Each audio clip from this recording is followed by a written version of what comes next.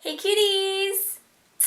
So today I am going to be doing a DIY earring storage organizer thing. Here you go. In love with this earring storage. I love it. It's perfect for organizing jewelry. You can just take them off, find your jewelry with ease. And personally for me, I have so many earrings, it's ridiculous. So I need a big practical way to store them, and this is just something that I love. When I was thinking how I'm going to store my earrings, what I wanted to do is I wanted to store it or display it like a store does. So I was like, yeah, I want to do it how you walk in a store and you shop. So I went out to my dad and I was explaining it to him because he's a handyman. And I said, I want it like this, blah, blah, blah. And I turned my head and I saw hanging on my right-hand side exactly what I wanted, but with tools. So that right there was my inspiration. My dad hung his tools exactly how I wanted to hang my earrings. My dad said, well, it's really easy. It's really cheap to make. DIY is going to be featuring my dad because he built the top one for me. I helped. So thank you guys for watching, and here you go. You get to know how I did this. The first step is to choose the place where you want to have your earring board. Measure the space to see how big you want your pegboard. And as you can see, I have another board above the one I'm going to make. I'm making another one just to show you how it is made because I got so many requests for it, and also for more storage. Now for the pegboard. You can find pegboard at any lumber or home building supply store. I went to Home Depot for mine. Pegboard comes in all shapes and sizes, and you can cut it down so the sheet you select may be huge like mine just to begin with. The good thing about pegboard is it's super cheap. This big sheet only cost me $6.50. You need a base for your pegboard. This is super important because if you just screw pegboard onto your wall, you won't get any hooks in because there won't be enough space. To do this, it is essential to find the studs in your walls. We do this because studs are very strong, and this earring board can be very heavy, so the studs will help support it so it isn't flimsy and will be sturdy and hold a lot. To find the studs, my dad has this little nifty stud finder, and he marks where the studs are with a pencil so we can screw the boards onto studs. Cut some little wood blocks to the size you measured for your pegboard. Make sure they are equal length, and if you're using power tools or any sharp saws or blades, that you have a parental supervision and permission, please. Place a screw at the bottom of the board and screw it to the pencil marks onto the wall where the studs are. Then with a level, make sure it is leveled out and then screw in the top screw.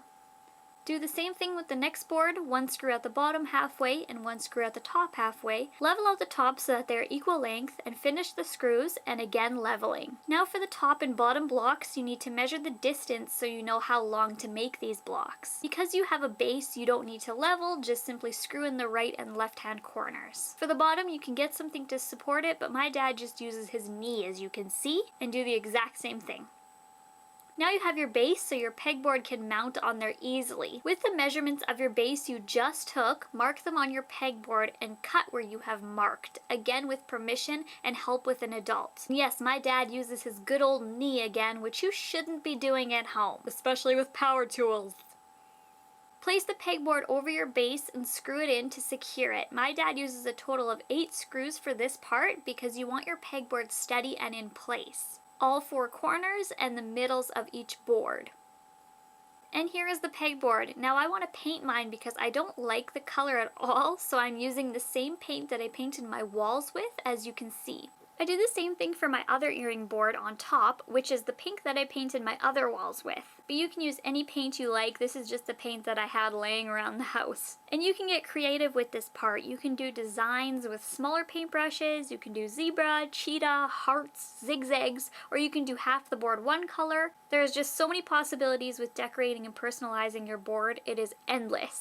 I just personally liked it all one color, which usually isn't me. I love everything big and gaudy. But I just felt like there's a lot going on my earring board. There's a lot of colors and textures. So I just wanted the background to be one solid color, but you can do whatever you like.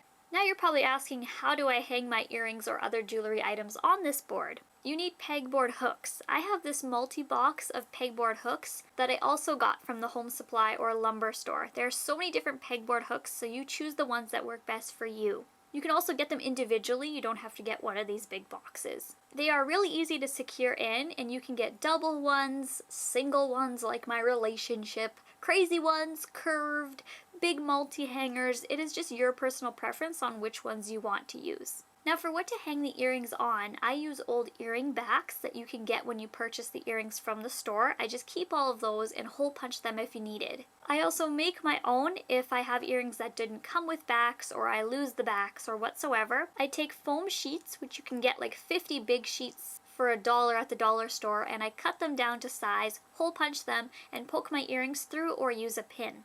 Now you can start placing your earrings on hooks. I like to organize my hooks. One hook will be silver jewelry, another hook will be pink, or this one is for my feather earrings.